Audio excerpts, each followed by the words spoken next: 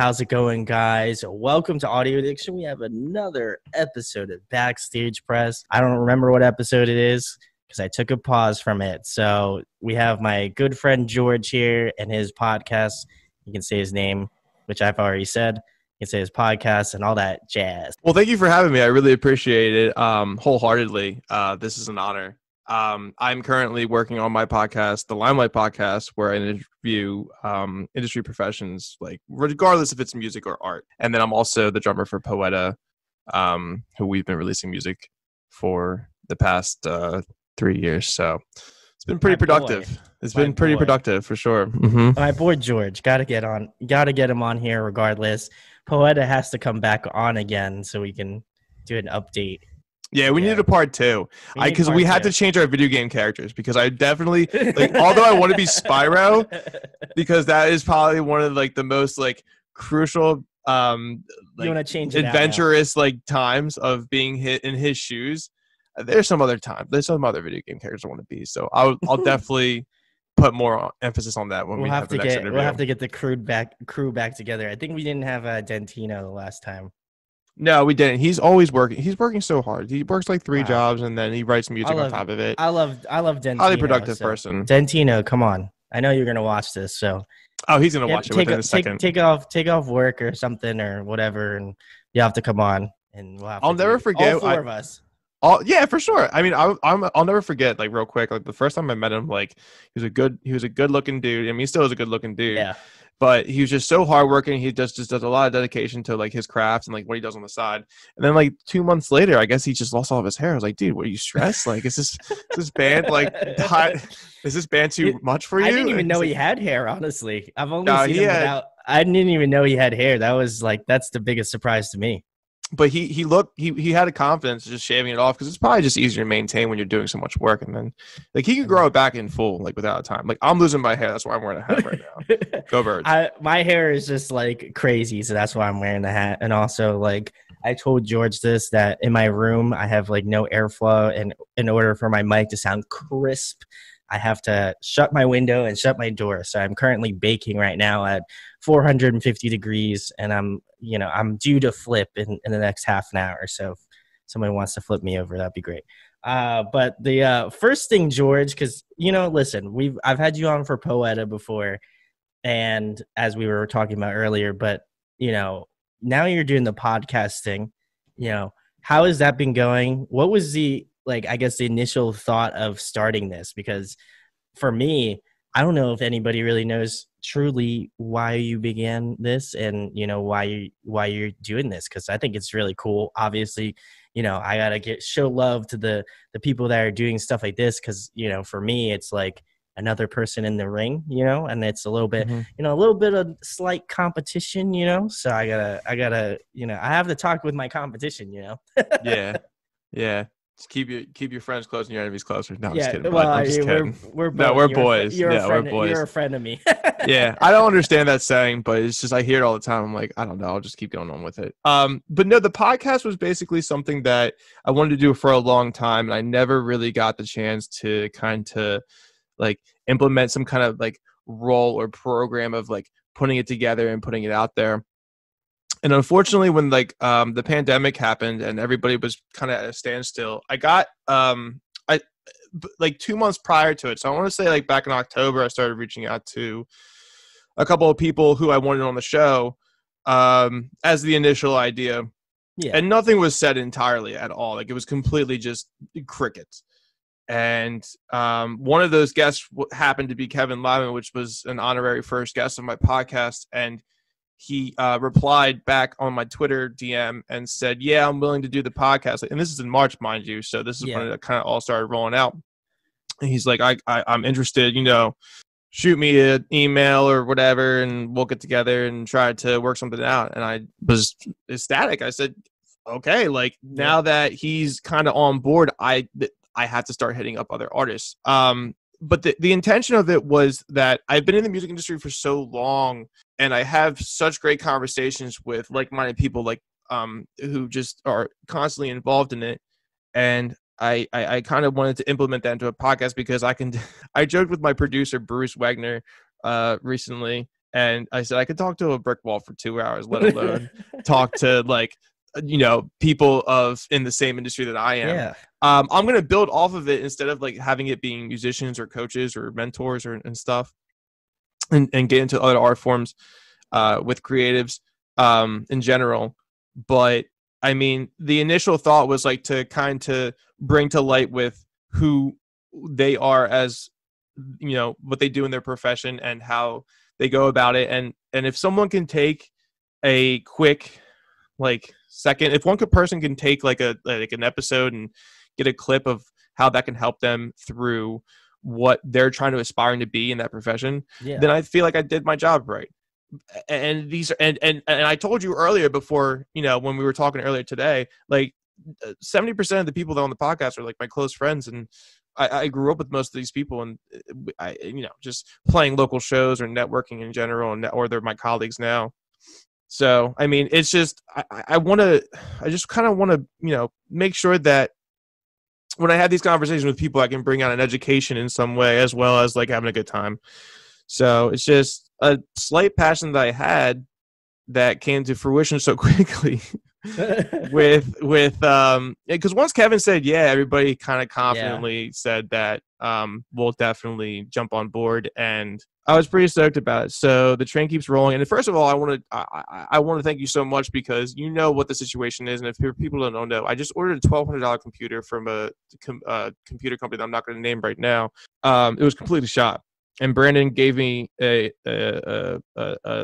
tip to go to a department store like 45 minutes away from me, and I bought a whole new computer like yesterday. So thank you. Like I was so scared, dude, that I wasn't going to be able to get another episode up in another couple weeks. I waited 3 to 4 weeks for this fucking build in general to come back to my house and then set it up, and it was completely corrupt. Yeah. But no, I appreciate you, dude. That was a huge save on you. But no that's what I'm doing with the podcast. It's a good time. I mean, I don't know. Like I just enjoy it. So we're just gonna see what happens and just keep going. Well, I think it's really cool because, like, obviously, like I jokingly made a jab at saying, like, yeah, I love competition, but I know deep down inside, I know it's competition because I know he's doing something in the same vein as me. Obviously, we live close together, and so like it's healthy competition. It's all love. Like I don't hate George for starting a podcast very similar to what I'm doing, but I mean, I might be a little. I will say initially, I was a little bit like, George is cutting at the cloth a little bit. I see what he's trying to do here. I was like, coming for the king a little bit, but it's cool. It's nothing but, like I said, nothing but love. People are gonna probably be like, oh my god, Brandon's just salty about this, and I'm like, you know what? I'm not. I know George. Fuck, he just works. I know he just works. Like he's a hardworking dude. Like, but outside of Poeta and all that other stuff. So I like knew when he was starting this that I was like, it's gonna be good. And I've watched every episode up until this point. So, but obviously, like we were talking about Kevin Lyman a little bit. So like, how is that being your seminary episode was with Kevin Lyman? Like that must have been. I mean, obviously, you guys played a week of Warped Tour, but like, how is it interviewing him? Because I imagine like anything else, you get those nerves, man. Like I know I would have been hella nervous if I was trying to interview Kevin Lyman for Backstage Press. Like, I feel like that would have been just like insane. And also, it was cool to see, like, at least in my opinion, seeing it blow up on like social media. I saw like a bunch of my friends like that are also doing kind of a similar thing, like reposting it. And I've seen like other friends reposting clips of like the podcast and stuff. And it just makes my heart warm because I'm like, I know he works for it. So, how has the reception been for people that, have been checking out the podcast? Like, it must be very vindicating to know, like, you've had a lot of great guests on. You've had like Andrew Wade, you had the guys from Grayscale, because I know they're Philly. I gotta give them some love. And you've had like a bunch of other people on here that I know I've been trying to get on for a hot minute too. So like, how does it feel to kind of do that sort of stuff? Because to me, like Kevin Lyman was the seminary episode for me, and I always go back to that. I know like I feel like a first episode could be like hit or miss for some people, but like I thought it went super well for being a first episode. Well, Kevin Lyman was, first of all, that was an honor having him on. That basically kickstarted this whole podcast. I, I messaged him, like I said earlier, back in September, October, and he got back to me in March when I guess he didn't have much to do. But I don't he's think anybody huge, really did. But. right? You know what I mean? So it was a kind of like, that was that small window that kind of like cracked open. I got a fresh breath there. I was like, I'm going to take this with, Got to do I'm it. going to take this on full force. But when I had him on, I just already knew what I wanted to ask him, because I was, like you said, I was on a tour for a week with Poeta. We hung out, we played, Knockout. Like, we had a good time. Like, we had like a little bit of small talk, and we appreciate each other. But he's somebody that influenced like a whole community within like the music industry in itself. So it was it was extremely nerve wracking. Like, he's heard every question, dude. Like, what the hell am I supposed to ask this guy? Like, what'd you eat for breakfast today? Like, I don't know. Like, is it sausage, egg, and cheese on a Kaiser roll? Because or is it like what else? What else do you do? But no, listen. Like, it was one of the. I needed to really get down to his personal level, and there were some questions I asked him that was like, he's already answered them before, and it was really early in the morning too, so I felt bad, and like, he was probably really tired. So like, if Kevin's watching this, I appreciate you coming on, and like. But like he was a little intimidating. I've said that a couple of times on my podcast, because like it's like, what are you supposed to ask the guy that's been asked like the same questions over and over again? Yeah. But with when you said it was like kind of blowing up, I mean, that wasn't organic. That was something that I clipped together because my curiosity with what he's going to be doing in the near future, I asked him, is he going to involve himself in another festival? Because I know he was doing 320, and I knew he was collaborating with Talinda Bennington, and I'm a huge advocate for mental health and everything. Oh, same. Yep. So it was just like, that was the reason why I wanted him on, because I wanted to talk about that a lot. And I just let him, roll with, how they're going about the whole festival, even with the pandemic happening, and they were all doing it online, which was a fantastic festival still. And I asked him, I said, are you going to involve anything like this, like Warped Tour? And then he said, maybe it's going to be like Warped Tour, but something different. So what I did is I just clipped it and then just kind of put it out there on the internet, because that's what he's involving himself with. I guess he's working with contracts and such, to get something rolling. And I posted it on Reddit. I posted it on a Facebook page, it's a Facebook group page, which is called Vans Warped Tour Now and Forever, or something along the lines of that. I was involved with that group when we were on Warped Tour, because we would like try to self-promote to come see us on the stage early in the morning, because we would be the first ones on, and it just caught traction. So I don't know, like, it's something that people wanted to hear him answer to for the longest time, and it just that was the answer. It's like a 2-minute clip, but I wouldn't say it was just like, it's just something that people wanted to hear for a while. So I think that's why people like gravitated towards it. Well, I mean, I feel like you pulled onto like a few trends. You had James from Harm's Way that we were talking about a little bit earlier, like on the phone and stuff. And, I feel like the people that you've had on have been, they obviously have been large people in the industry like that. I think for me, like if I was in my first year doing audio addiction and I had those people on, like I would be hella stoked. Like I wouldn't even know. Like my viewpoint on what I'm doing is different than yours, because obviously like you've been doing music and you've been able to meet these people. Like I knew no one doing this. Like I basically was just like from the ground up, didn't know anybody, just was like, you know what, I'm gonna do it. If it doesn't do anything in the next year, then it's done. Like, I'm just gonna throw my hands up, be like, you know what, I did what I could in the amount of time I could do it for. And, obviously I continue doing it because we're still here. But, I feel like in your case, like the podcast, I feel like everything aligned for you. And that was really cool. Cause like, I know, and I don't know if you want me to tell people, but I know you were going to try to involve me earlier on when we were like, initially when you had the podcast. And then I was just like, you know what, man, I was like, I can't, I said to George, I was like, I don't know if I could commit to this because I was like, You're already as busy as it is. This is my baby. Right. Audio addiction is my baby, and I was just like, as much as I'd love to do that, I'm like, I think George can handle it. I think he can do it on my own. And I don't even know if I told you that, but I was just like, I think he can handle it on his own. Like, obviously, I'll be there if he needs anything. Like, obviously, but like, I knew you could do it. Like, I had full faith that like if you just like had enough people, like if you had everything, like I said, everything kind of for me, as being an outsider looking in, I feel like everything that you had happen to you just kind of lined up perfectly where you're kind of able to pull that a lot of traction, man. Like you had, like I said, you've had a great running list already of people to interview so far. So I'm curious. And the same goes for you, dude. But the same goes for you. Like you've had incredible people on, whether they're local or they're, up there in the middle tier or the higher tier as well. I mean, like you've had Sergio from Royal Coda, Nova Charisma on. You've had that on from Covet, and so it's just like, dude, we're in the same boat.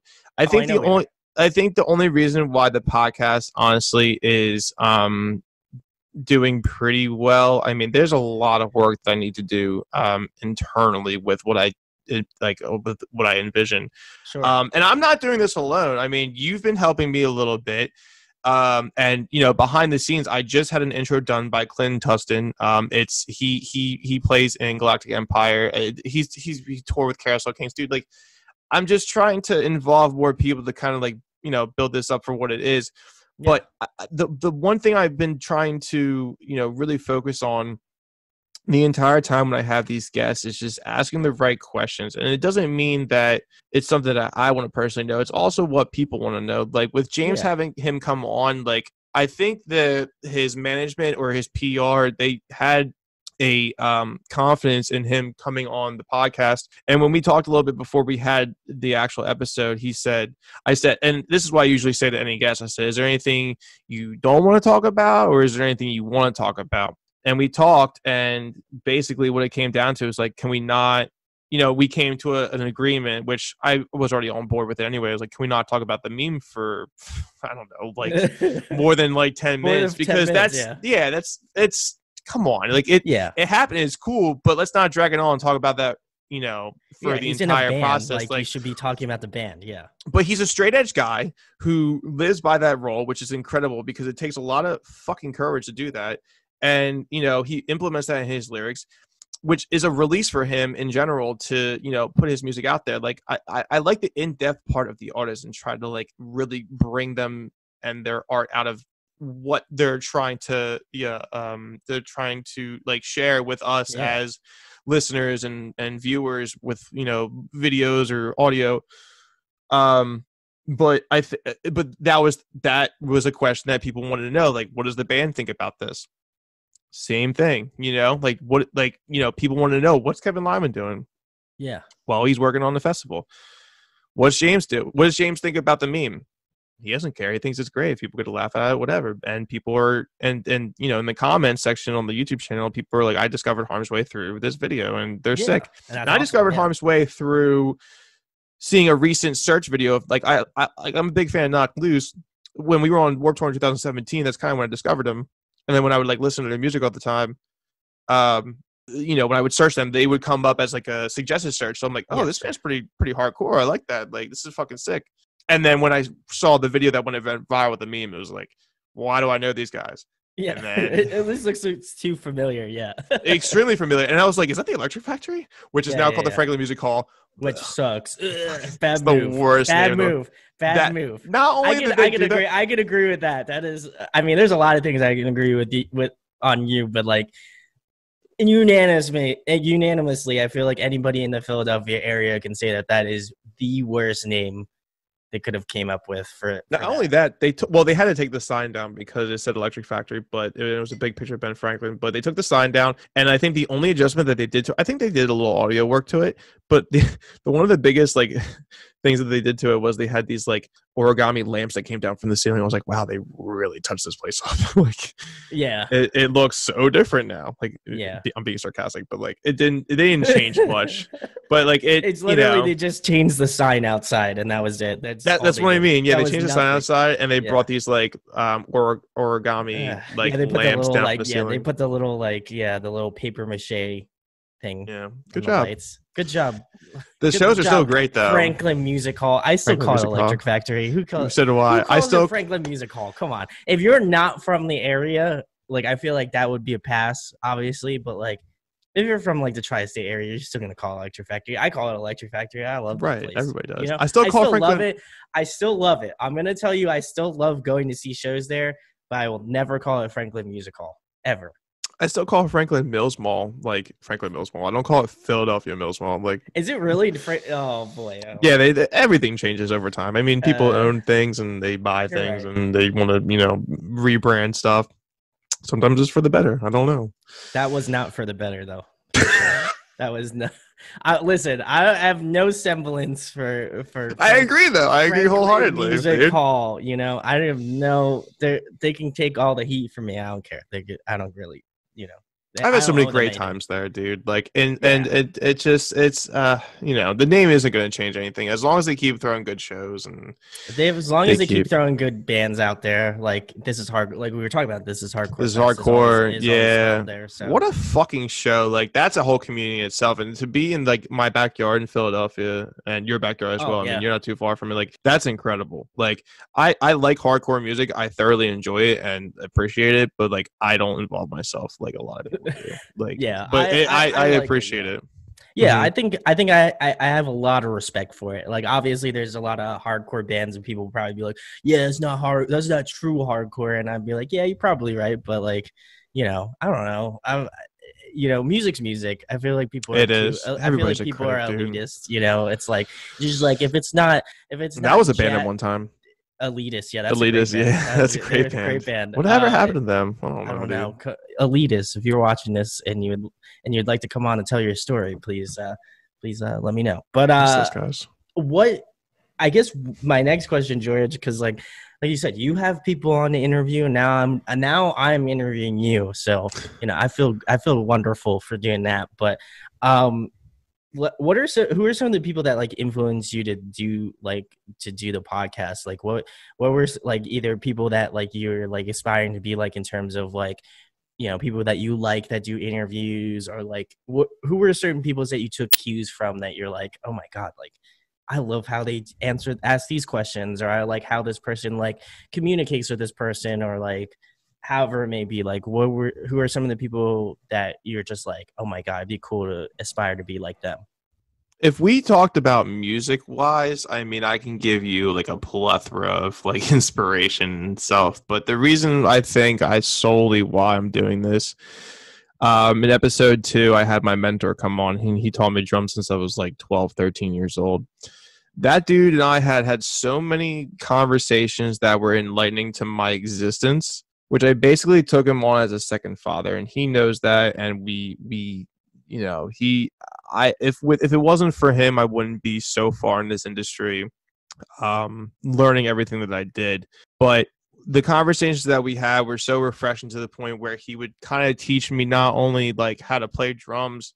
When I got to a certain point, we talked about business and communications and the music business, and we talked about marketing ploys, because he's been in the industry, dude. Like and he's just so humble and keeps to himself. So if Cheech didn't really, and I work together for over the like 10 plus years, I don't think I'd be doing the podcast like that. That if there is an inspiration, because I solely enjoying talking to people in general, but he definitely brought me out of my shell.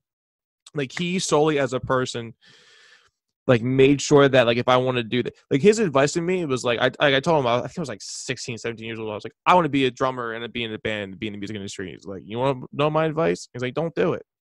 And guess what? I did it. And the same thing he said to his son, and his son did it, and he become like a huge inspiration to a lot of people. So it's just like, and he as well as him.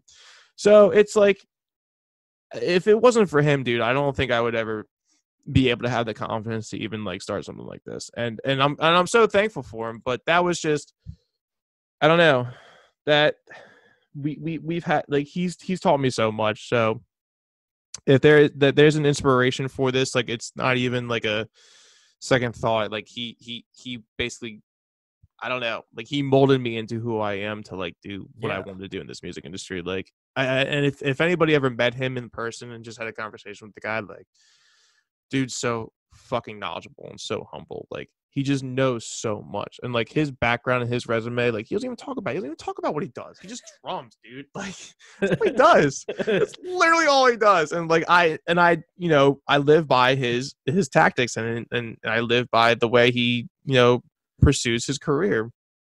So he's definitely the single influence for starting a podcast. So thank you, Cheech. I appreciate you wholeheartedly. There we go. That was so sentimental. You know, I'm in my feels a little bit right now as George is just going at it, man. That was great. I don't know. You'll meet him one day, dude. I feel like for me, like, I was like I had the thought, I was like, what type of questions am I gonna ask George? Because I was just like, you know what, like, I've obviously asked him like band questions, and I feel like it would be a disservice if I asked him some more band questions on here, because that's not the point. But No, it is. I mean, I'm still in Poeta, but I don't know. Oh, I know you are, but Yeah. I gotta save all the juice for the interview. The next interview, yeah. But yeah, no, you know what? I think you took the spin on the question that I wasn't really expecting. Like, I was just like, I thought he was gonna say like some like hosts or something like that, like people that he's watched, that like people that have done interviews and stuff, and just kill it. I thought that's what, but I was just like, the inspiration aspect, like from your first teacher. I think that's pretty impressive for him to be like, you know what, you should do it, George. You should just rock it. I know I told you, like, when we were initially talking, like, I was like, yeah, you should do it, man. Like, yeah, I don't know. I just didn't know what to do. I wanted to have guests on. I had like a list. I think I sent to you because we were supposed to, like, all right. So we were supposed to have all these people come on, and I was like, I don't know, like, I don't have this, I don't have that, and whatever. But the spark that lighted it was Kevin Lyman. He just, I know, man. as soon as he said, yeah, I said, I gotta get my shit together and just fucking go, dude. I mean, like, that's, and then when I started reaching out to other people, they were basically like on board, and I think because his name was on there. But nonetheless, when we you'll probably meet Cheech eventually in the future. Like, he's such a knowledgeable. He has these like philosophical like ways of going about like business and just in general of life. Like, dude, like, coolest dude in the world. Like, I've been so blessed to like have him as a mentor. Like, and I only have one mentor. I don't have another mentor. Like, I wish I could have more than one, but like, he was the sole mentor of what I do, and to have him on the podcast, like, in general, like, was just so cool. That was a very comfortable conversation. But I'm sure it was. In general, like, we were just talking about, it takes a lot of work. It takes a lot of thought process. You just want to, if you want to do it, you do it. You go out there and you pursue, you study just like you do, just like I do, taking everything into consideration, work hard at it, and have fun. Don't do it for the wrong reasons, because if you do it for the wrong 100%. Reasons, you're going to be miserable. Also, I do it because I have a good time. Intentions, you know what I mean? Like, yeah. I feel like people always ask me this too. They're like, oh, well, how are you so excited about doing like interviews and stuff? And I was like, because I love doing it. What do you mean? I was just like, would you go to like, would you do anything that you wouldn't like doing? Like that, like, obviously, if you're paid to do it and you have to do it, like, that's a totally different, totally different thing. But like, when I do this, like, people ask me all the time, they're like, why do you they're like, you work a full-time job. Why would you even like go home and like go do YouTube videos? And I was like, because I love doing this. Like, I love talking to other people about music. I love, having people on and having this sort of conversation thing. And, if other people can take away from it, like, whatever information, like, if they can take something empowering about this interview, like, that makes my day. Like, I love that. Right. That's probably one of the best things about doing it, where I get a comment that somebody tells me is like, you shouldn't do this for the rest of your life. And I'm like, you're right, I shouldn't, but I'm going to still do it. So thank you for your review. Thank you for your interaction. your boys made an extra 5 cents on YouTube. So thank Some you so people go much. home and play video games. Some people go home and drink themselves to sleep. Some people go home, which, I'm not supporting that, but having a couple of beers is cool, but like don't get weird with it. But no, like like find something that you're passionate about and just move forward with it. Like that's why I'm in a band with Poeta. Like, that I would come home from work, I would practice the songs that we have to do to record, or back in the day, like if we had the show coming up, I'd go practice those songs. Like, I don't know, just like find something you enjoy. Like, everybody's got to work their 9 to 5. Also, life's too short, right? You got to do something. You got to do what you love. You got to do what you love. That is very true. Like people have to enjoy stuff. Like, if you don't find something you like to do or makes your life that much better, like, it's just not fun. Like, you got to do something that you love. Like, if it's painting or it's drawing or it's doing this, or if it's mechanical work, if it's woodworking, like, it doesn't matter. Like, you got to find what you want to do, because the fact is, like, that's what's going to fill the void that, of what you thoroughly enjoyed. Like, some people haven't found that yet. Hopefully, those individuals are able to, hopefully you find it. But I mean, just explore, take advantage of what you have around you, like, just try to see what you're capable of being interested in. I don't know, take risks. Well, after not too big a risk. After that philosophical journey that we just took, guys, this is the philosophical journey with my boy George. What is some advice that you have for people doing this? Like, because obviously you're on Twitch and you're streaming it, and like, people you interact with chat, like, you see all this sort of stuff. So like, I know you haven't been doing it quite as long as I have, but like, what are some advice you can give to somebody like starting out that like wants to either like do interviews or do something like with a band, or like any sort of like advice you can give to other people? Because like, I feel like when I have people on that do this sort of stuff, I want to have obviously I'd love to have the positive message, but like, what's some advice that people could take away from this when they check it out and they're like, oh my God, like, George is doing this Twitch thing. Like, I didn't know I could do that. I could do that now. That's cool. Yeah.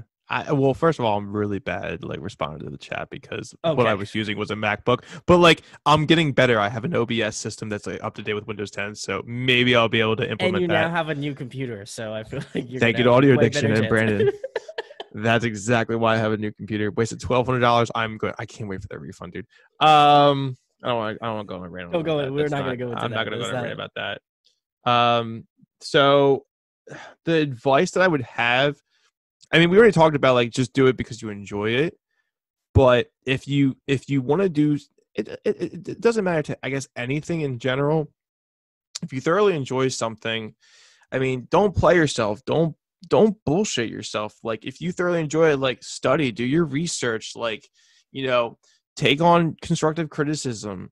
Don't expect high expectations right off the bat. Like, I mean, recently I started a cover band just to, have fun and like make a couple bucks off of. And, none of my friends showed up to the show, which is okay. Like, some people get like thoroughly frustrated with it. Or like, when you're in a local cover band, it's like, we're not a local cover band. If you're in a local original band, as an example, and like 3 of your friends show up and like 7 were supposed to come, like, don't be mad. Like, be glad that you had that experience and these people showed up and cared. Like, you just have to really just kind of take everything in whole and use it to your advantage.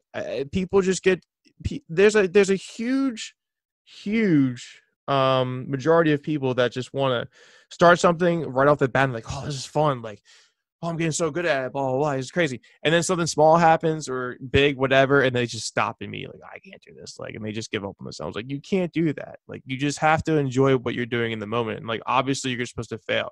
And that's the one lesson I learned, like, growing up, throughout from being in bands. Like, I literally have jumped from band to band since I was like 13 years old, all the way up to now.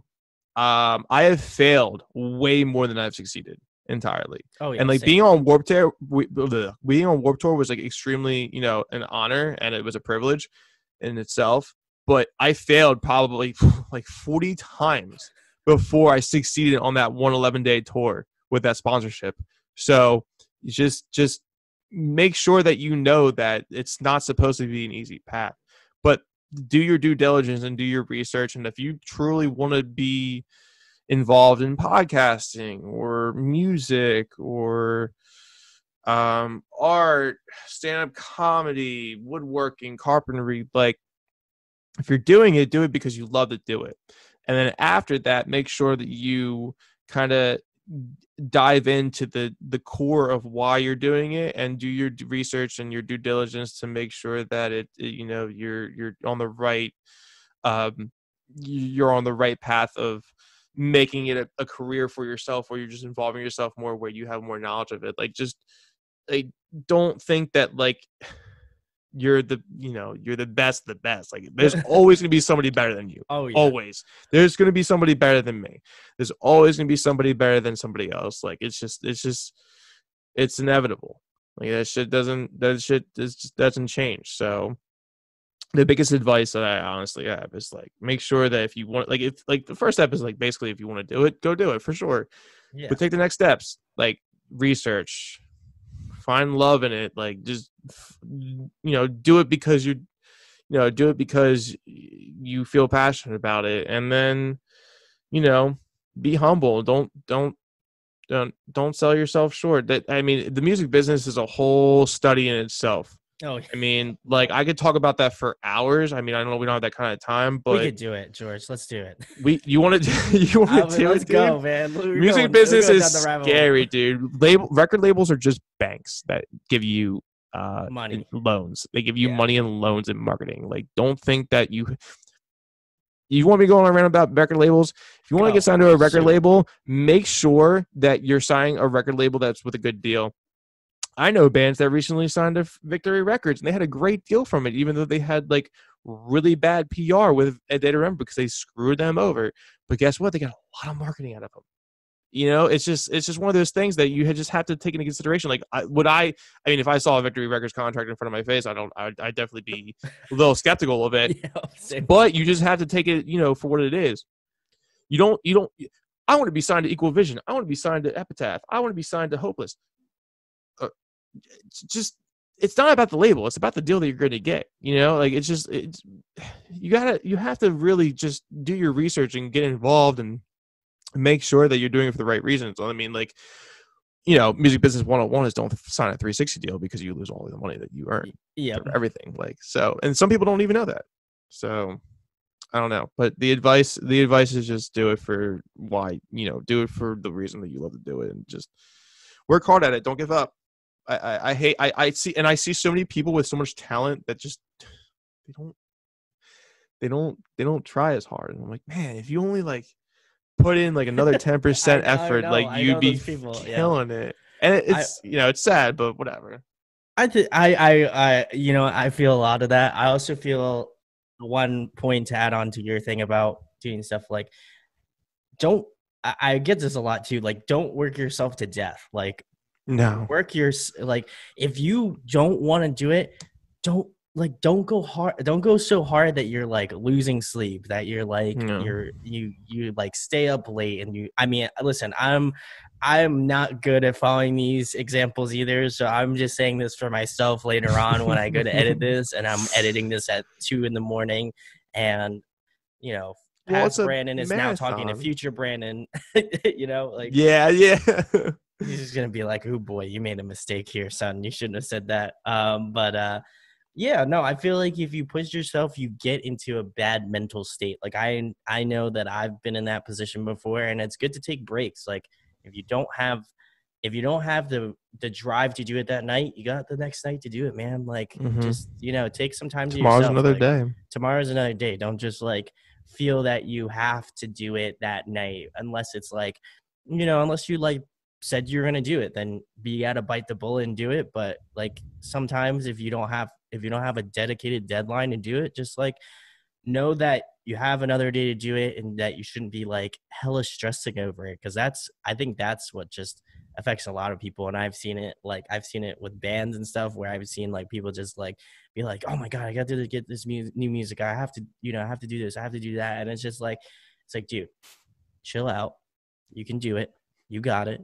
Just, take a breather, man. It's cool. Just take a breather. It's a marathon. It's not a sprint. Relax, dude. Like, take your time. Cool. I don't know. like, you know what, like, and even with the whole, like, label thing, like, everybody shouldn't be biting, I'm not saying that labels aren't good or whatever, but I don't think that I don't Labels are think pretty that good.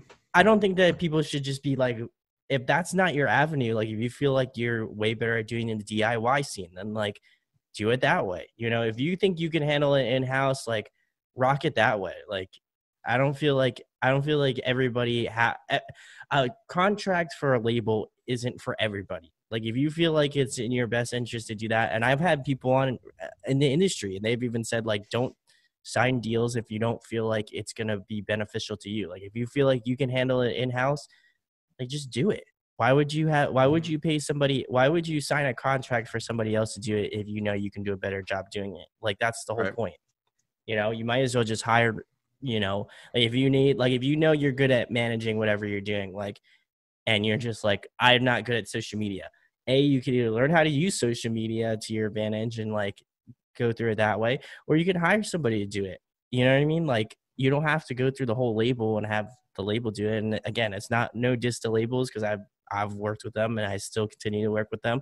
But I feel like people automatically, like, I feel like we're in bands. I think bands are hyper focused on like, I need to have a label, I need to get signed, I need to do all that stuff. And I think as of current time, I feel like a lot of bands are more like DIY, like I can do it myself kind of a thing. But there's still bands that subjugate themselves to being like, I need to have that label in order for me to be Well, that's considered not successful. true. Well, also, I mean, going back on the DIY like conversation, being a DIY band is not easy. I know very few bands Oh, are I know it's DIY, not. very few, and like bands that are DIY that I'm like watching from afar, I'm like, that is not working for them at all. And it's not like a mean thing. It's just like some like you don't. It's either you don't have the time to put into those certain things, where there's Yeah. content creation. Like I don't want to get into too much depth, but like Poeta is not a DIY band.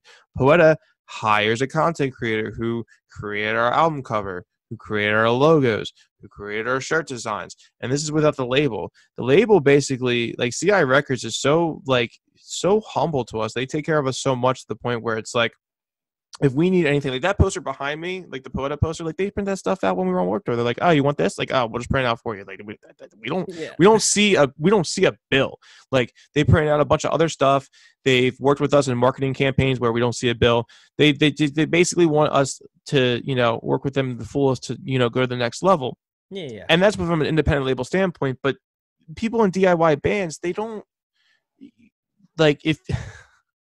You got to really Come know on, what you're George. I know doing, man. I know you're holding your words back. I can see you I holding the know. punches. No, I see local bands that do DIY, and there's cringe moments where I just want to be like, I want to give you advice, but I don't want to offend you at the same time, because it's like you're obviously not taking. It's just a waste of It shouldn't it shouldn't conversation. be Like, considered. I don't know. I even have the same sort of instance with me doing YouTube and stuff. Like I have people come up to me, and I've done well, social what do you media mean? campaigns for Like, stuff.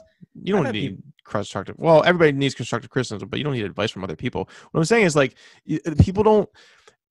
People like when they start doing the DIY stuff, like there are people that are like, I'm not a DIY person. Like I can work with Adobe Illustrator, Photoshop, After Effects, Premiere, Final Cut, whatever, like on an average level. But I just had an intro made by a guy who's been doing this for probably so long that it hasn't been released, but I'm going to be releasing it. I had my logos made from a good friend of mine, Kyle from Canada, who works with We Were Sharks. He's their tour manager. He did my logo just, in general as like a really nice, kind gesture.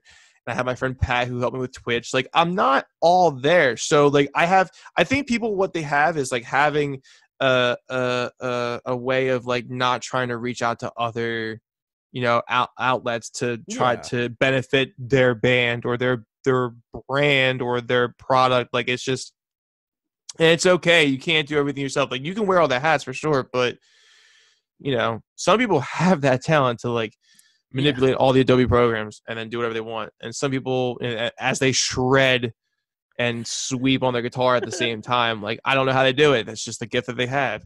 Whereas I can count to 4, play drums, and I can talk to people. But I need help in the content creation areas with like some logos and stuff, which is what happens. So like make an acceptance that like sometimes it's fine to hire people like you can't and do pay it a little all. money. Yeah, You can't. I mean, some people can, but some people can. not Yeah. everybody. Let's be real. Like That's true. that's why me or you or anybody watching, you're not going to be the best. There's always going to be somebody better than you. Oh, Let's 100%. just Like but some people can't take that. I'll give a little tidbit for like audio addiction because I know nobody really knows this, but shout outs to my homie Barnaby. He made the little logos that you see on audio addiction. Like I didn't make it because I didn't have Photoshop at the time. So this was like earlier on when Right. and I paid him to make the logos for me. I sent him like assets of things that I would want to see out of the logo, and he created probably one. Like obviously I love it and I use it, but like but now since I've been doing it for such a long time, like I literally sit down and watch like After Effects videos. I'll watch Premiere Pro videos. Yeah, or me I'll watch too. DaVinci videos or whatever. Like I'll watch all this stuff because for me, like if I can do it in house or if I can do it by myself, I want to do it that way. But I know if I'm not talented enough to do it, I'm not afraid to either A, reach out to somebody who knows it way better than I do, or B, like pay for it. Like it's not that big of a deal. I feel like people, like you were saying, people are afraid to reach out to other people and like ask for advice or like ask for something. Like, you know what I mean? If they know that they're paying for a service or something like that, and they know they do a good job, you might as well do it. If you can't do it yourself, like there's no wrong reason that you shouldn't pay somebody to do it well for you, because that's gonna emulate off of what you're doing. Like if you don't feel like you're confident enough in doing it yourself, like people are gonna look at it and be like, oh, this person doesn't know what they're doing. Like they obviously didn't spend the time to do it, and they don't know how to edit this thing, or they don't know how to do stuff. And there's plenty of shit I don't know how to do, but like I either take the time to research it and learn, or I get somebody else to do it and they tell me how to do it. Like that's it. It's not I feel like people are so prideful where they're just like, it's me, I gotta do it. If I don't do it, then like who's gonna do it? Yeah, but they become full of themselves, dude. Terrible. I'm not gonna mention names, but it's like I'm not. You don't have to. I know. Nah. I feel like I know. Ooh, we're gonna talk after this real quick. I don't know. I don't know. Yeah, listen. It's just take everything into consideration with like what you can and cannot do, and it's okay that you can't do things. Like it's okay that I can make basic thumbnails. I can make basic layouts. I had some people do it for me, but that or advanced layouts. I had them do advanced layouts for me, and and overlays for Twitch. But the business side of things, like I know kind of how to do that. Like I know how to interview people. That's what I'm good at. Like I don't know. Like I'm thoroughly intrigued by their profession. I'm thoroughly intrigued by how they go about their art or whatever. And I have recently been asking the right questions and studied the YouTube algorithms and implemented that all together. And I think there's like 3 videos I've done pretty well as they've all been all my friends. It's okay. Yes. It's okay that you can't do everything.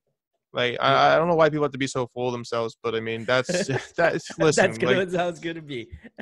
I mean, there's 327 million people in the United States of America, so I mean, I'm sure there's like a bunch of passive aggressive, like just selfish people who think they're like top of the notch. I'm like, you're not, dude. Like it's okay. You're not that cool. Man, I don't know. We're in some very tricky waters right here. I'm gonna try to steer this boat out of the water right now. Oh, dude, it's fine. Well, let's realize it. No, nobody's mentioned names. I'll be honest. I realize it. I know. We both know, but we're not gonna say names because I feel like we. There are no names to say. Honestly, it's just names to say. But I feel like it's important to point out. Like I feel like people have this I wouldn't even say in our industry. I feel like we're pretty good. Like I feel like the alternative music scene that we live in, I think is pretty okay. Like I mean, obviously there's some outliers, but I think generally I haven't run into too many, so that's always a plus. But kind of steering us out of that territory a little bit, and getting more so to the podcast. What would be one person you would want to have on in the future? Who would be like a dream guest you would want to have on? Because you've had, like I said, we've talked about it already for the past God knows how long we've been recording for. But like, all right, I go on these philosophical. It's okay. Rants. It's great. I love it. This is the type of content I live for. But yeah, like who would be one person you would want to have on in the future? I mean, I feel like we have to put it out in the universe right now. Just saying. I'm gonna put it out there right now for sure. Yeah, put it right out there, George. So my mentor has taught me everything since I was a kid with playing drums. And my first concert was actually My Chemical Romance. The reason why my first concert was My Chemical Romance is because he handed me a CD that was Three Cheers for Revenge by MCR. So he said, "You want to come? Do you know who this person is?" And I was like, "I don't know. Like, who is that?" He's like, "That's my kid." I was like, "No shit." So you want to come to their show at the Susquehanna when it was called the Susquehanna? I was like, "Yeah, absolutely." Well, I was like 13, 14 years old, and I wanted to, I was like, that whole industry and stuff, like genre, like Linkin Park, Breaking Benjamin, Sum 41, like the pop punk, like My Chemical Romance, Green Day, like all of it was just so good. But like MCR, like stuck out like a sore thumb. So that was my first concert. I would love to have Cheech and Frank in a room and just like have a conversation. We've talked about it before. I haven't talked about it with Frank, but Cheech and I have talked about it. I think it's just like, the future, it's like, what is it? Christmas future, past and present. So it's like, I'm the future, yeah. Frank's the present, Cheech the past. But it's like, I don't know, like, because, Cheech brought me to life with my drumming, and that was my first show at CMCR when Three Cheers was basically blowing up, playing, an amphitheater that was sold out. And I got secondary high when I was 13 years old, but it was a great time. And I don't know if that's something you want to say. I mean, dude, listen, they definitely had some. They were smoking something in front of us, but it doesn't matter. I had a great time. But what I'm saying is like, I think it would be a great opportunity to have a conversation because I already know so much about Cheech, and I've had a couple of conversations. I've hung out with Frank like 2 or 3 times, and we've had some pretty decent conversations. And I think it'd be really fucking cool to just have them like talk about both of their, inspirations. There's so much to talk about. Sure, there's just so much to talk about. So I think that's something that I would definitely want to do in the near future. And maybe implement doing it in his basement. Like if you go to the second episode right now with Cheech, like you can see their triple platinum album just like chilling in the back. I'm like, that's what's up, dude. That's your kid, bro. That's your kid. So did you know Cheech was going to be in Kiss at one time? What? Yeah, he got offered to be in Kiss, and he turned it down. That's so cool. Yeah, it's crazy. My dad would be stoked on that. My dad loves Kiss, so he said he turned it down. I mean, there's more reasons for him turning it down, but one was because he wanted to take care of his kid, and that, karma came around because he's in one of the biggest pop punk bands of all time. Would you consider My Chem to be pop punk? Absolutely. They're pop punk. I mean, you can put them under the definition of or the genre of emo, but yeah, I was gonna say initially they're a pop punk band. Fair enough. Yeah, I'll give you that credit. Who was their producer? I can't. It's like Rob something, but like he also worked with like Seosin, like Seosin's debut album, or excuse me, self-titled album. That album and Three Cheers is from the same producer. I was gonna say just a pure gold. I was gonna say at that time. The first Rob that came to mind was Rob Schneider, and I know it's not the same. Rob Schneider in producing My Chemical Romance and Seosin. That's hilarious, dude. Could you imagine if that was him? Sitting in the production seat, just like turn around. Rob Schneider in producing. He's like, the mix sounds great. Guys, the mix sounds great. Let's do it again. It's actually their producer is Howard Benson. Oh, it is Howard Benson. Okay, no. Why am I thinking Rob? Oh, it's definitely Howard Benson for sure. It's definitely because I looked up the Seosin self-titled. That's one of my Howard Benson. He worked for Warner Group, but like he was a fantastic producer and just like he was, dude. Oh man, when he worked with Seosin, he told like the whole band, he's like, dude, your drummer just needs to do what he needs to do. Like he doesn't need to do anything. I don't even tell him what he needs to do. He just needs to do what he wants to do. So you can do it. It was Rob Schneider. I would have loved to have Howard Benson on. That would be awesome. But the first I brought you bullets. You brought me your love. Yeah. That one was produced by Jeff Rickley.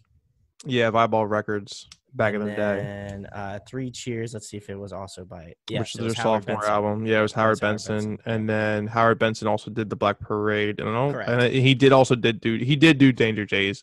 Did he now there's do like Danger Days? Okay. he did do Danger Days. I don't know who did the singles though, but there was 5 singles and 2 songs on each single before they broke up the first time. They're fantastic. I listen to them every so often. I just love Howard Benson's just production value. He has a pretty good roster. Yeah, he knows how to make. He also did American Idiot. Yeah, I mean that's classic. Yeah, literally, if I'd literally have Howard Benson on. He is a classic. Come on. No, I know it's crazy to say that's classic. Like it's just like fuck, man. Like it is classic. We're both old. Yeah, we're getting there, dude. When I said that, classic pop punk. That hit me in the feels. Like, wow, I'm really old right now. I felt old saying that, dude. I'm gonna be like, oh boy, we're not gonna talk about that. But yes, Howard Benson. That would be. Would that be your dream guest? Well, you said I wanted Cheech and Frank in the same room as I, and just like have a normal conversation, talk about drinking black coffee. Frank's a vegan. Cheech is a guy that drums. I think also Frank's family is literally like The Shining. Like Jack Nicholson, his wife. He has 2 twin daughters, Cherry and Lily, and he has Miles, like the son. Like it's like a perfect Halloween like get up, which he's also born on. So I don't know. There's just so much to talk about, dude. There's just so much to talk about. I'll give the cosign to it. Frank and Cheech. That would be a Papa's kiss right there. I'd love that. Papa's kiss, dude. I'd love that. Papa bless. Papa bless too. Shout out to H3. Shout out to H3. Love those fools. But the next question, George, I gotta ask some interesting band questions. Who have you been listening to lately? Who have you been jamming to as of recently, currently? I am so in fucking love with Stan Atlantic's new Jurassic Park single. Oh, so good, dude. It's fantastic. Do I have a recent in my Apple Music? No, I don't. I usually just put on shuffle. I have been listening to Kingdoms, Broadway's album Kingdoms recently. Ooh, classic. Ghost Inside's new album by Andrew Wade, fantastic. Covet's Technicolor.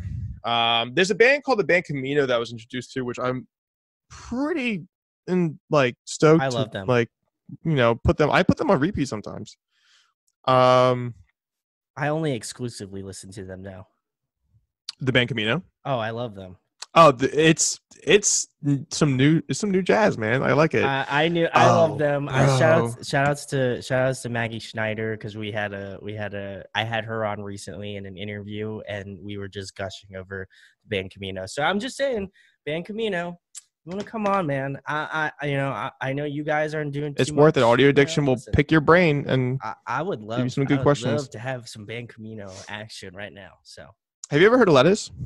Lettuce? Oh yeah. Mm-hmm. Oh dude, I just been on a binge with them recently. Like I could just put one of their albums on repeat and just go down 95 and just cruise. That's cool. A vibe right there. It is a vibe. I love Lettuce. That's for cool. Anybody that doesn't know Lettuce, they are basically not a ska band, but they're like I don't know. Let's see what Apple says they are, because whatever Apple says they are. Well, Google said that My Chemical Romance was a rock funk. Band. They're a rock band. They are a rock band. They're pop punk. They're a concept rock band, dude. You can make a Broadway play out of the Black Parade in itself, which is a masterpiece. Should be. But I have some more questions for you, George, because I don't know. I just for some reason we have these great conversations, even we have great conversations that aren't recorded. Right. See, that's the thing. If all of our conversations were recorded, we can make a whole channel of that in itself. I know. My life could be that way at that point, but we're gonna get right back into it, George. Obviously, as you showed me the burial clock right now, totally gonna have to cut that bit out. But it's the weekend, man. It's 5 o'clock somewhere. It's 5 o'clock somewhere. Anyway, what is the future of the podcast? What do you like? What do you see yourself doing with the podcast? Like, obviously, like you've been seeing a lot of great success so far doing it. But what do you foresee? What do you foresee now? Like, what would be dream scenario for George or the podcast? Dream scenario, I have a lot of ideas that I want to implement into the podcast, but I would like to do in person for sure eventually. I would like to do podcasts where I have a studio in a sense, or I can go somewhere to interview per say a guest or guests plural or singular. But yeah, I mean, it's all going to take time. I have a lot of ideas. For right now, it's all over the internet, live on Twitch, and then being uploaded to, all streaming platforms, within the week. But I'm hoping to do in person soon because I feel like that's more, I don't know, I feel like that's just more personable. Like you can have a better time without the lag, and it's a little bit more functional to, get a good laugh and and people overtalk people, you know what I mean? But like when you're online, it's like, you can't really hear each other, and then it just gets all messed up. Oh, I know, It's dude. happened Listen, before. It's nerve you're wracking. preaching to the choir here, bud. I know. I've been doing this. I've been doing this for 4 years, man. This is my I life. feel This is bad. my It's so lifeblood, guilty. dude. This is my It's lifeblood here. I listen. I'm not even trying to call out anybody, but I've been doing this call them video out, interview. dude. I've been doing this video interviewing for longer than anybody else has. I was like, it only just took a quarantine for me to seem like I'm on top. So it's okay. I You'll do always in be on person top, dude. ones too, so I enjoy those. Um, but yeah, no, like I said, I see a really cool future. I do like doing the streaming stuff. Do you feel like once once we're out of quarantine, we're able to do stuff in person? Do you feel like do you feel like the streaming aspect of it is going to dissipate, or do you still want to keep that going along with like doing kind of like the in person ones? No, I'm gonna still do live streaming. Okay. The initial goal when I started talking to this with my producer, Pastorero, he kind of gave me the idea is that you want to stream live and then upload to all your streaming platforms. So I want to do that, and I thoroughly enjoy it more considering the fact that it has. I mean, I would still edit it if there was something weird that came out of the conversation, Sure. but I mean, the guest already knows pre-hand like it's live, so whatever you say is basically much goes. So that kind of already gives me a reason to like edit less and post, It so immediately, it's yeah. yeah. So I mean, I'm gonna stick to when we do in person. Yeah, I'd still like to stick to live, and then because I want people to enjoy. I want people to join in on the conversation, and it has happened a couple of times where I was able to read the chat and like bring it into the podcast, which is cool. Which is cool. So there's a lot of ideas that I have coming up, but for right now, the goal is to just keep it live and then just post it eventually if people can't make it live, which is okay.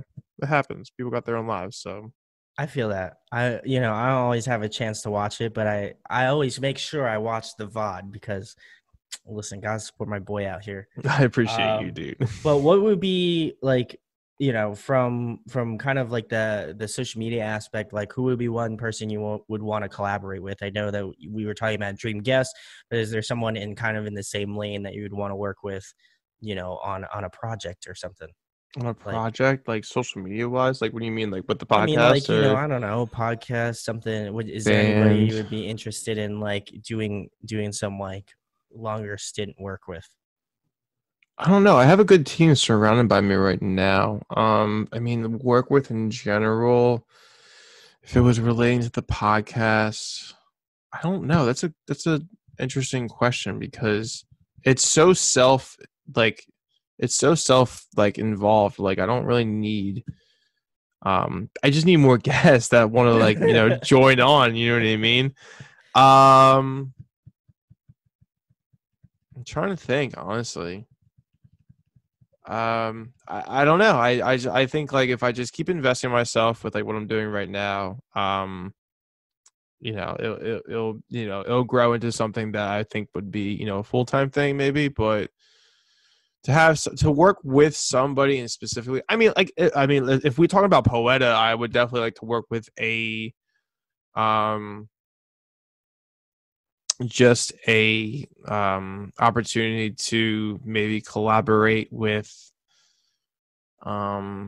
I don't know, like a producer of some sort, or there's just so many ways I can go with that question, but I would just like to work with anybody in general who wants to work with me, and just have a good conversation with. So it's not one person specifically. It's just if people are interested in coming on the podcast and talking about their profession, then I'm totally all for it. So I have to ask about the elephant in the room.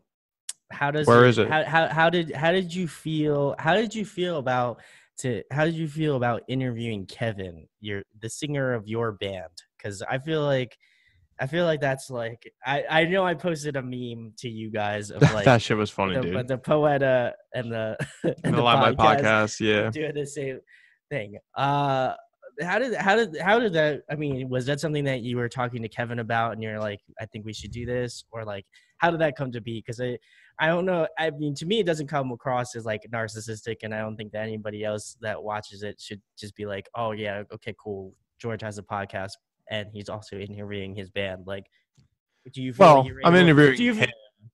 Yeah, you interviewed him. So like, so how does it feel to like interview like one of your band members? Because I like I'd been thinking about that question for like a hot minute when when we took a bathroom break. Yeah, that's right. Like I was thinking of some other stuff, and I was just like, how would it have been to like interview somebody that you obviously work with, you've known for a long time? Like, do you feel like it turned out the way that you wanted it to go? Well, I think we were both like a little weirded out by it, not gonna lie, but we were just having a normal conversation. It wasn't really an interview. I think we were just having I basically hit the stream button and then we just had a conversation. Like that was it. Like it wasn't really an interview. I was like, what do you think we're gonna be doing like in the next, like it was just so us in general, like just having a conversation. So it wasn't really an interview. Which was the best thing about it. Like I was like, dude, like and at that time I was releasing 3 videos a week, which I was having so many guests, and then it came down to 2. Now I'm doing 1 video a week. Hopefully I can get back up to 2. That's the ultimate goal. But, when I had them on, I was like, I press stream and we start talking. That's it. Like nothing changed. Like it was all the same conversation. Like he's a pretty intelligent dude. So he puts me to shame sometimes. Like, you know what I mean? Like, so no, it was just a conversation. It is funny though that like I'm interviewing him. We're in the same band, but I mean it's not really interviewing. Like I look at these podcasts as more so of a conversation that can just gradually grow. I didn't know like Covet is a huge inspiration of like Tim and Eric, the show. Yeah, like that's insane, dude. It's insane. Like show's so fucking funny, and when we talked about it just like real quick, like there's an episode where they talk about space, and oh dude, I was completely sober and I couldn't even like hold my laughter, and I almost threw up from laughing so hard. But I don't know, like shouts to Dave. I love Dave. Dude, he's a really cool dude. He's really cool dude. People. I was so upset we didn't talk about IPAs that much. I had like an insight, like thought that like he'd be into like drinking beer and stuff. We never talked about it because we talked about political issues and then also Technicolor in itself. But I was like, wait, do you drink IPAs? And then and this was after the stream. He's like, yeah. I was like, oh, God damn it. I was like, all right, here's a list of IPAs you need to like test out. And then like he sent me over some IPAs. I was like, all right, cool. Like, but really cool dude, really humble dude. Like, I don't know. Like, I just love talking to those kind of people that are like that. Yeah. I just want to give a shout out to them because literally on my back wall at my room, I have 3 posters. They all say happy birthday on them because they stayed at my house for my birthday a couple years ago, and they wanted to give me birthday presents. And I was just like, nah, this is cool. Like, this is one of the best birthday presents I probably will ever get. And they're like, and Vet's like, no, we're getting you a birthday present. So I have them framed and they're in my room, and they're probably one of my most prized possessions. I know that sounds like very cheesy, but I love those guys. No So way, shouts dude. out. I mean, they They're the love you, best. dude. Like Yvette. First of all, she needs to sing more. But in general, Same. Yeah, like, I would yeah, because agree. she's pretty good at singing. Yeah. But in the general aspect, like, they're just really cool people. Like, those are the people that I love having conversations with, where they don't think of themselves as like a higher, 100%. like, what is it? What do you want to call it? Like a profound political, not political. It has no politics involved, but just like, what do you like? A What are those narcissist? Instagram people? No, like, what are those Instagram people called that, like, they're just like the influencers. Like, they're not Influencers. Yeah, influencers, but like, influencer. Yeah. they're not just like these, they don't put themselves on a pedestal. Yeah. Yeah. They Yeah. just love what they do, and it's working. But some people are the polar opposite. I Yeah. can't talk to those people. I talk to people like Covet, who are just like, they love what they do and just chill. Yeah. I That's agree with it, that. man. Same, man. Ugh. Is there one question or is there one band / question that you may have missed out on asking? Like, like you said, you have conversations after the fact with your guests. Is there one band and one question that you weren't able to ask, like, on a stream? Because I feel like for myself, like, I can record it. It can go for as long as I want. I can hit that record button again. Right. For you, it might be a little bit. It might be that hard to keep people in that track, in that mindset. So, Yeah, because we're live.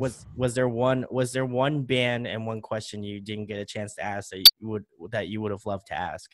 Well, with Dave, I wanted to talk about IPAs. I completely forgot about that, but Correct. I'm going through my roster now. There definitely is something. You're supposed to have that knowledge on hand, George. Come on. Dude, absolutely not, dude. My brain is full to capacity right now. Honestly, yeah. You know what? I'm looking at. I just like browse through the roster real quick. It's basically like, I wanted to talk to Dave about IPAs because I'm a huge beer fan.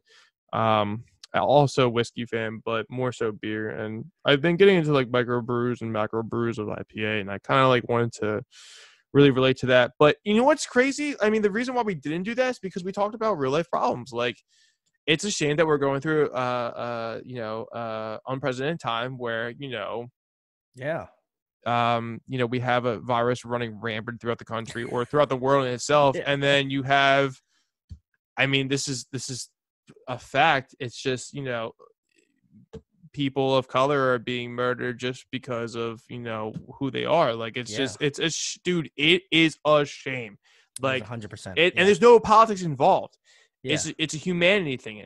And we kind of like shifted to that conversation, which I have no problem talking about. I just get emotional when I talk about that stuff because, like, these are fucking normal people, and you're just gonna go out and it's insane. It's insane. But yeah, I want to talk, Dave, bro. I want to talk about IPAs more next time. You know what I mean? Like, whether it's in person or not. Like, if I ever see that, well, I'm gonna see them soon when everything goes back to normal. But like, same.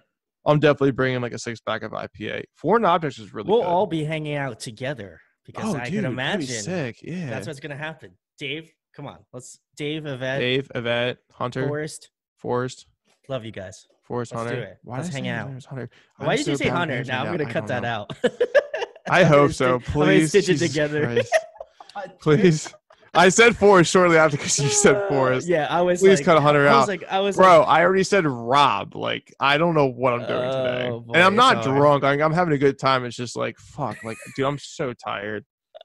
Yeah, we gotta give credit. Listen. I gotta give mad props to my boy George. He, like I said, he works so damn hard.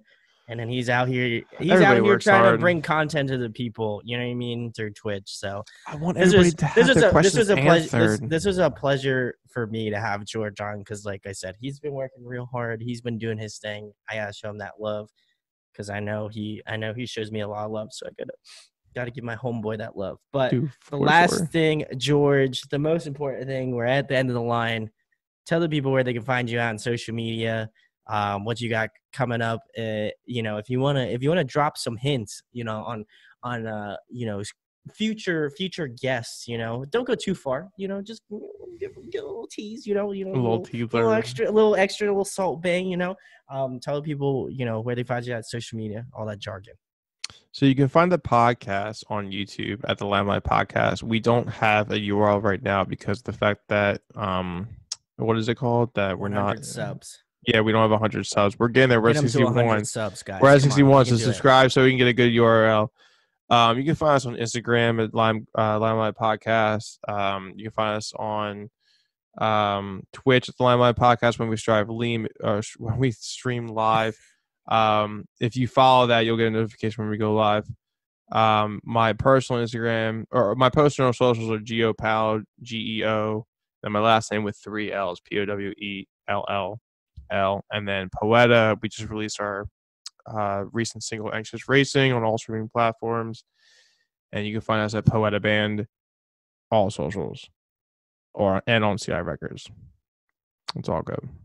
Oh, I thought you were gonna give some hints on who your yes coming up are.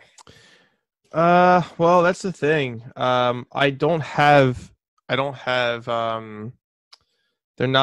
they're not put into place yet. They're saying they're about it, but there's nobody's scheduled. You know what I mean? Like I got you. You want to see a UK band that's very experimental, Shagari, that might join the podcast eventually. They might, but we haven't booked a date yet. Or Melissa Cross, maybe. This is I'm screaming. I don't know. We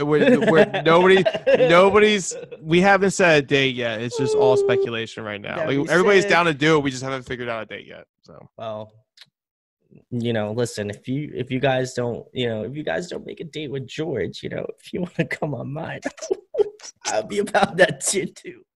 Audio Addiction will gladly take you. I would gladly take any band, dude. I have a good time talking to anybody. So, and before we sign off, dude, listen, like, for anybody that's like, if you made it this far, like, I really appreciate you tuning in. But the fact is that, like, Brandon basically saved the podcast in itself for the Limelight. I mean, dude, I had so much nervous, anxious, like, feelings going into it when I bought a computer and it was completely dead. And I thought it wasn't going to stop, but I thought it was going to be stagnant for probably a month. Wanted to, yeah. And that scared the hell out of me. So I appreciate you suggesting, like, the Micro Center department store, and that, dude, that really kind of just saved the whole process of what I've been doing. So I really appreciate it. And there's a lot of people that, like, have been involved with this as well. I just appreciate everybody just being a huge part of this. I'm having a good time as long as everybody's enjoying themselves with it. We're just gonna keep going. Listen, if you want to print a plaque out on your wall and put it up there so I can be remembered. Oh, absolutely. I just did that today, dude. Don't do that. No, I did that today. You have no idea. Like, it's going to go right there next to the Eagles, the Philadelphia Eagles championship, 2017 Philly special sign right there. Don't do that. Please don't do it. Go. Oh, I'm doing it. I'm not an Eagles fan, but I'm not. I don't hate the Eagles. What fan are you of for football? I don't watch sports, honestly. So. Oh, well, it's okay. But if you had to pick a football team that you just liked, like, even if you just like the colors. Oh man, that's tough. I don't even know, dude. I don't watch it. Are you talking about football specifically? Yeah, if you had to pick a football team, just like logo, colors, name, whatever. Some people like the colors, and that's why they're a fan of it. I mean, since I'm wearing the tiger, I feel like I gotta go with the Bengals. They haven't won a Super Bowl, so God bless you. Haven't won a Super Bowl. Yeah, God bless me. They haven't won a playoff game since like 2009. I don't know. Like, who would be? Oh, I'll throw stats at you real quick. Who would pick the Packers? Like, I would. A lot of that logo. I know, but I'm not even talking about Packers stats. I'm just talking about, like, logo. Like, who would want a G? Packers, Green Bay Packers. That's it. Who would want a G as their logo? I'm just saying. I don't care about the stats. I don't watch. I'm not like. I know. I'm just messing with you, but I'm just saying. Well, the Green Bay Packers are pretty good. I don't know. Yeah, they are. I mean, they are a good team. But Aaron Rodgers dating Danica Patrick. Oh, I didn't know that. Yeah, it's a good time for them. I didn't even. You told me to pick on color and what logo I liked. So that's. So you're a Bengals fan. Either that or they have pretty cool jerseys. I like the Eagles. I like the Eagles logo, so I'd probably go with Eagles. They look good in black. Logo. They look cool. I'm about it. But then we completely sidetracked. Guys, go check out. Sorry, that's my fault. It's okay. I just want to talk about sports. It's like trying to come out of me. I don't know. Oh my God. Check I want to say, why do I want to say it's the Limelight? Is it the Limelight podcast? I'm gonna completely It cut this out. is. It And is. you Okay, watch all good. our videos. Oh my god! Now you're gonna call me out. Listen, I could edit this whatever way I want to, George. Just remember that I have the power. Yeah, I'll look like the asshole. Yeah, so you'll look like the asshole. So the Limelight podcast. I feel like that's counterintuitive, George. Let me just tell you that you gave me the best plug I possibly could ever think of, and then you immediately turned around and punched me in the face. So, I'm just messing with you. I'm just messing with you. Anyway, as we're done messing with each other, please go check out George's podcast, the Limelight podcast. Honestly, some great work from George. No Johns. I love George a lot, but I really do feel like he does such a great job. All the interviews are fun. I think he has very interesting questions. He seems like an engaged host, and what more can you ask from somebody, when you're watching on Twitch, dude? I give you a lot of props. Doing live stuff is very hard. So, listen, people, go check it out. Please go subscribe to the YouTube channel. I'll leave all links below in the description. Get this man to 100 subs. Listen, I know there's 39 of you out here that can go click that sub. I'm pretty sure I'm subbed. Maths. If I'm not, I'm gonna go sub right now. I feel like I am, but if I'm not, you were like sub 5. I appreciate 5? You. Yeah, okay, you're like sub 5. I appreciate you. There we go. Listen. That's a fact. That is fact. That's great. But go check out George again. I'll leave all of his personal handles as well as the Limelight Podcast's handles in the description. If you enjoyed this long interview, thank you for watching. Click that like, subscribe. It goes a long way. And if any of the people that I mentioned on this video would like to come on and do the chitty chat thing, please hit me up, or I will DM you constant. No, I'm just kidding. I will love you even if you don't want me to talk to you. So thank you to George for coming on. And again, go check out the Limelight podcast. Thank you, buddy. I love you.